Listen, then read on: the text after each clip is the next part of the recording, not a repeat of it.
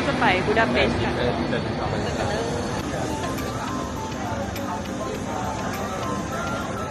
คนหลายแห่งเดินทางจากเยอะไปบูดาเปสต์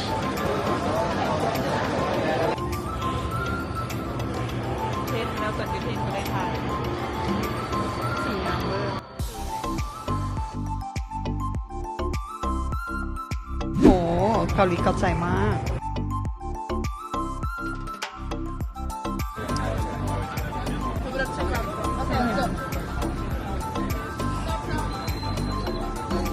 นักแสดงพาไปเปลี่ยนเบอร์ตอนนี้คนจ้างแม่แล้วถูกต้องที่สุดฮอตแล้ว Open Casting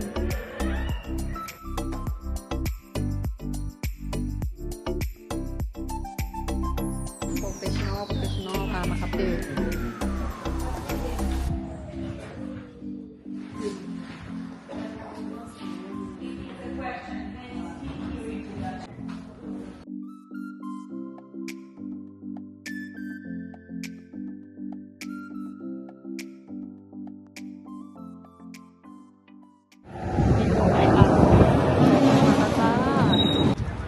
คนล้นเลยครับโอ้ยเข้าซื้อได้เลย74ซาวลงจริงนะมันถูกที่บอกที่เราเคยซื้อโอเวอร์ไซส์ที่มันเห็นว่าเส้นนี้อะไรอยู่บนภารกิจตามหาจีซูจะจีซีจีซูจีลือจีลือเอาจีลือไปก่อนเอาจีลือไปก่อนอันนี้ต้องเป็นจิงลีดอันนั้นจีซูนี่ซูซีพอแล้วจุดหมายปลายทางมัทฉะที่จริงใจอร่อยเปิดดีกว่าว้าวคนหน่อยมานี่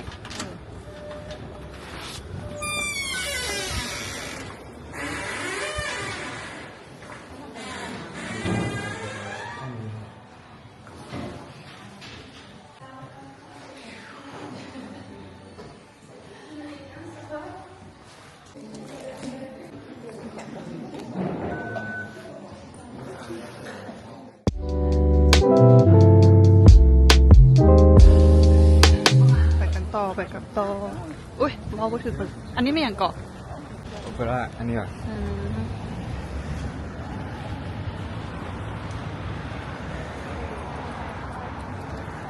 แล้วเราทายคุณทายใจได้ไหมนี่นะตีมนักกีฬาเลย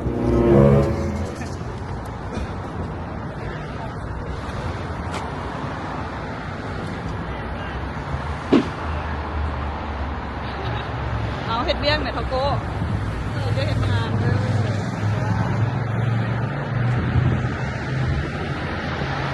ถ่ายรูปกัน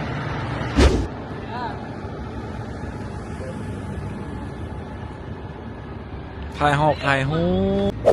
บ่ธรรมดาดาธรรมดาใส่เบิ้งหูเป็นยังไงวันนี้ดิโหมืดเกินบอได้อยู่นี่ป้าทุกทาโก้ไฮโซขนาดมุมนี้ before and after เขาเป็นนักท่องเที่ยว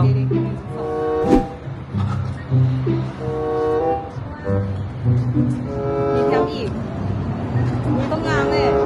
นี่แวะกินข้าวสวยแซ่บบ่อ้าย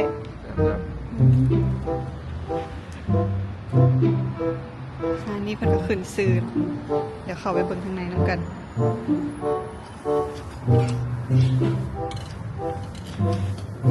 อ้าวบังเอิญเจอ2 คนพอดีได้เป๊ะเวลาท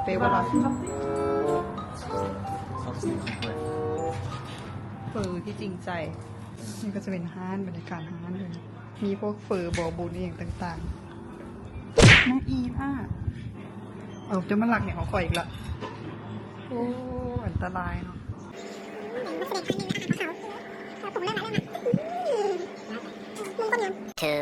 2,000 years later อันนี้งามเนาะแหละเท่าโก้ยางเข่าก้อนมูตลอดจะแบบแคปคึบครอบเอาเด้อในวิดีโอเป็นไงสัมภาษณ์ดารารู้สึกยังไงกับการได้ถ่ายหนังหลายซีรีส์ชิว ชิวตื่นจากโมง 2 โมง แล้วจากโมง 5 โมง6 โมงแรกจะสมงนับเอา สัมภาษณ์ดาราหน้าใหม่แบบนี้นะสบายดีเป็นยังไงความรู้สึก ยอมมาสิลูก ฮะเขารู้สึกอย่างเขารู้สึกอุ้ยเผลอเบิ่งบ้าเมื่อกี้นี้เคยเก็บบ่แต่ต่างกับเบิ่งกับแบบหน้าตาดีนะเนาะเผลอเบิ่งโอ้ตายลืมเลยก็เลยแบบว่ามิดไปสักคู่หน้าเราได้อยู่ข้างนอกเราก็ถ่ายเราเราก็เปี้ยลืมเลยที่สำคัญเนี่ยความรู้สึกดาราหน้าใหม่ถ้าสมมติถึกเอิ้นไปแสดงที่ไปไปเลยเนาะเอาเงินเพื่อได้เจอแบบอาจจะมีแบบว่าดาราเกาหลีนะใช่นะเป็นใครเป็นดาราเกาหลีกับปากเดี๋ยวเอารถติดตามกันบ้าง โอ้ด่าชื่อ ท่าอย่างไรตายแล้วคิดว่าหนังเปิ้ลฝากถึงหนังเปิ้ลเด้อเสี่ยวเจ้าเอาโบได้ปั๊บโบเปลี่ยนแล้วนี่ก็มีคนหน้าตาดีหลาย ทรงนี้รู้สึกว่าคนเอเชียอยู่มาบูดานะหน้าตาแบบนี้ไง เนาะเป็น ซึ่งมันหายากมาก ปล่อยหน้าเกาหลี ไก่อยู่เลยเบิ่งต่อจะไปชื่อพาพันคอเพราะว่าหนาเพลงก็ไหวฮอดแล้วแฟชั่นสตรีทซื้อผ้าพันคอพันใจโอ้คนเงื้อเงี้ยโยเงี้ยปั่นบนทัดหลวงเนาะส่วนนี้กับบุญซวงเฮือเนาะอันนี้ก็จะเป็นบุญซวงเฮืออยู่ฮอกกะลอโอ้ยฮังการี ไปปูได้2 อันเท่าไหร่แล้วว่าจะไปสอน เราแทบตายไม่ได้เลย ก็เครื่องหลายอีหลีนะแล้วก็ลูกค้าก็โอเค รู้สึกว่าปีสองเดือนมันใหญ่สุดในฮังการีเลย น่าจะมีหลายชั้นหนาว เ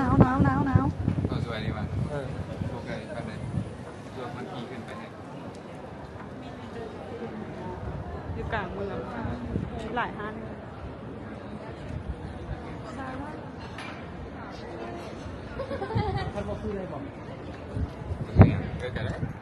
มาฮอนมาถึงห้างเอเชียสอบ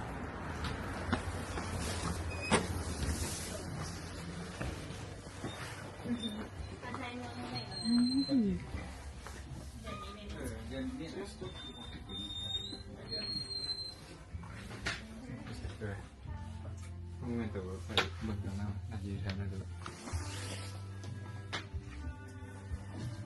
มีมด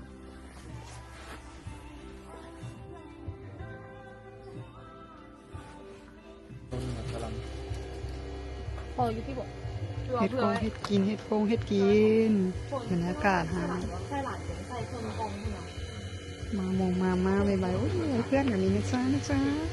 ส่วนนั้นจะเป็นพักตึกของแฟเย็น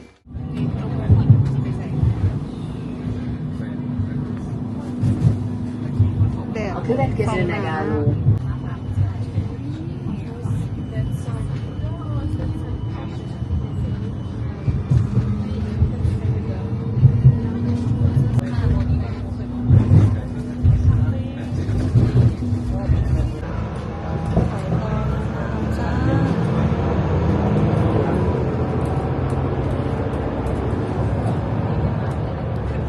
ใจขึ้นใจ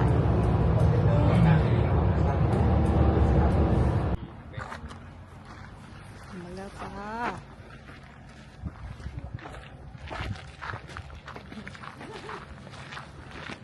หนาวฮ้อนหนาวฮ้อน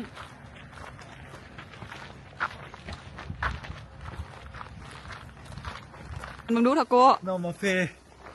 พักวิวเป็นไงสัมภาษณ์ สุด วิ ยว อดที่สุดเลยมั้ง สุด ใส่ตัวอย่างเช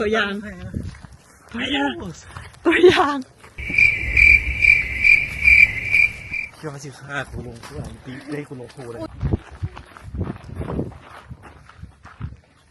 กล้องบ่เห็นไกลเกินไปเบิ่งใกล้ๆน้ำกันวิวเมืองบูดาเปสต์หนังชมบอกชมวิวยังสิเราได้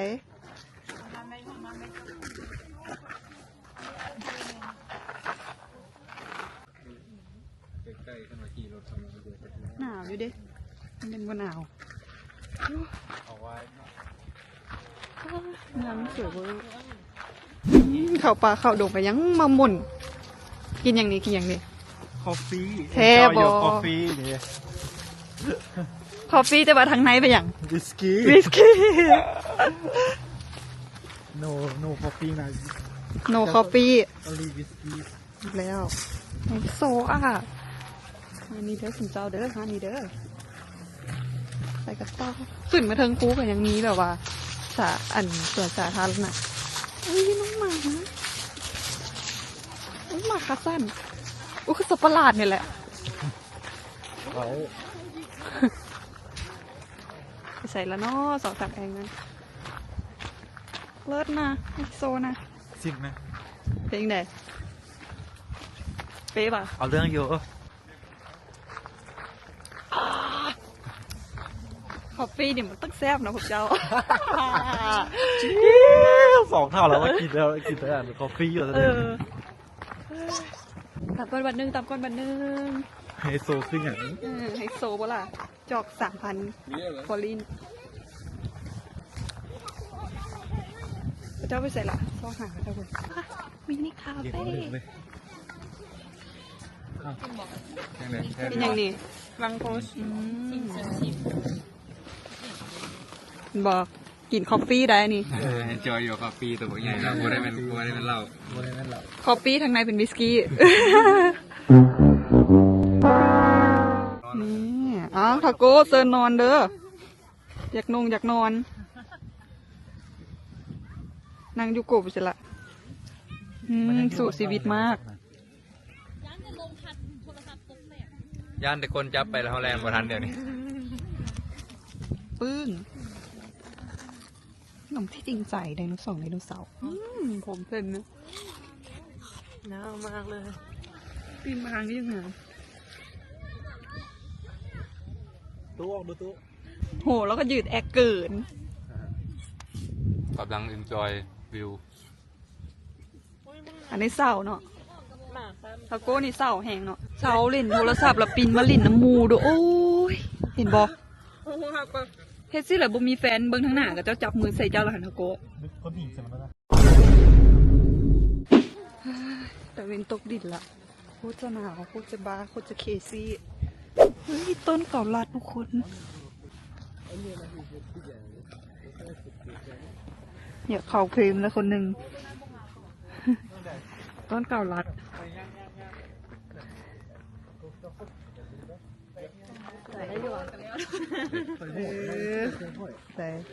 ได้อยู่ได้อยู่เป๊ะ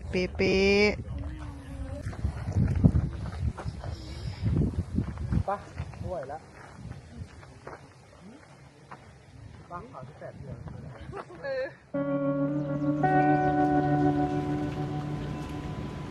แล้วรวมเอเชียนสตรีทฟู้ดไปสร้างข้างหลังกันนะค้นไปเลยพี่จ้าค้นไปเลยจ้าพึ่งมีมาล่าของทานสุกมีผลนั่น2 สาวมาแล้วจ้ะ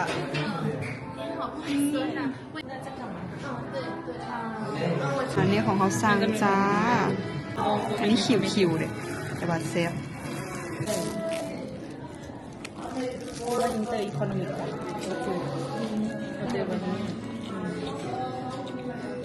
กินเยอะแซ่บแพ้ ปวดตรงนี้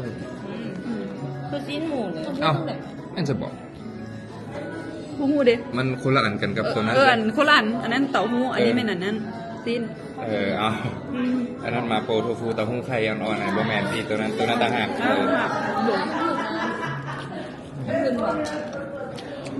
มันแซ่บนะ ห้านทะเบินมาไข่เดี๋ยว เกี่ยมกลับบ้านนะจ๊ะบายง่ายไปกลับบ้านเฮา เชมอนี้จะเจ้าเกณฑ์